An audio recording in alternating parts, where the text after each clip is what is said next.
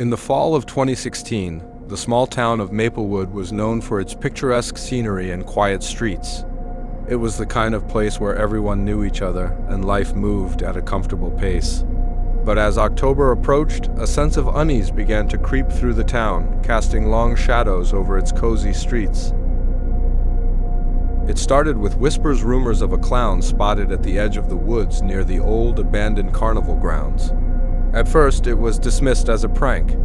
After all, 2016 had seen a rash of clown sightings across the country, most of them harmless.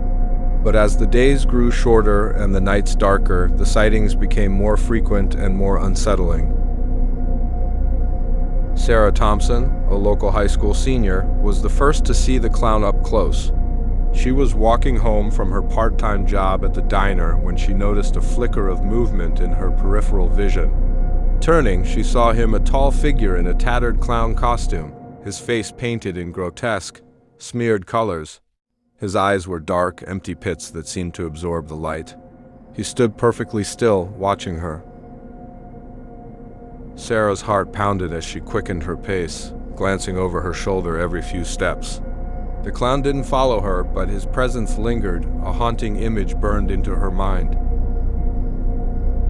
The next day, she told her friends, but they laughed it off. "It's probably just some weirdo trying to scare people," said Jake, her boyfriend. "You know how people get around Halloween?" But Sarah couldn't shake the feeling that something was terribly wrong. Her fears were confirmed when another student, Mike Anderson, disappeared.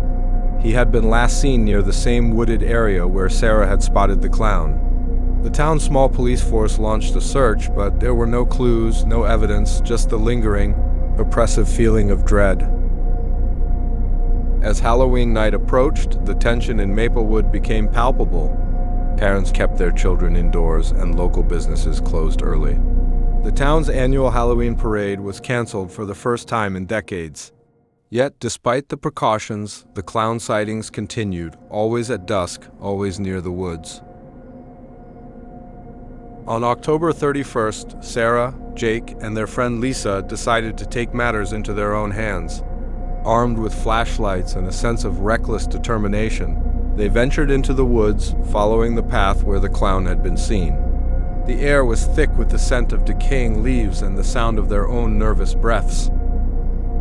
They found the old carnival grounds, now overgrown and desolate.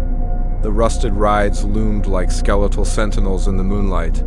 As they explored, Sarah's flashlight beam caught something, a glint of color among the shadows. It was the clown, standing by the entrance to the funhouse, his head cocked to one side as if inviting them in. Despite Jake's protests, Sarah felt a strange compulsion to follow. She pushed open the creaking door, stepping into the darkness. The air inside was cold, and the walls were lined with cracked mirrors that distorted their reflections. As they moved deeper into the funhouse, the sound of faint, eerie laughter echoed around them. Suddenly, the door slammed shut behind them, and the laughter grew louder, more menacing. Panic set in as they realized they were not alone. The clown was inside with them, his footsteps echoing off the walls. Jake shouted for them to run, but it was too late. The clown moved with unnatural speed, appearing in front of them with a wicked grin. In the chaos that followed, they became separated. Sarah found herself alone, her flashlight flickering, the oppressive darkness closing in. She stumbled upon a small room filled with old carnival props. In the center was a trapdoor, slightly ajar. Summoning her courage, she lifted it and climbed down into the musty cellar. There, in the dim light, she found Mike, bruised and battered but alive. As they climbed back up, Sarah heard the clown's footsteps approaching. With a surge of adrenaline, she pushed Mike through the door and slammed it shut, wedging a metal bar through the handles. They ran through the maze of mirrors, the clown's laughter growing fainter behind them. Bursting out of the funhouse, they found Lisa and Jake waiting, both shaken but unharmed. They fled the carnival grounds, vowing never to return. The police found the cellar the next day, but there was no sign of the clown. The town of Maplewood slowly returned to normal, but the memory of that Halloween night lingered. Sarah, Jake, Lisa, and Mike never spoke of what happened in the funhouse, but they knew that somewhere, out there in the shadows, the Harlequin's lament continued.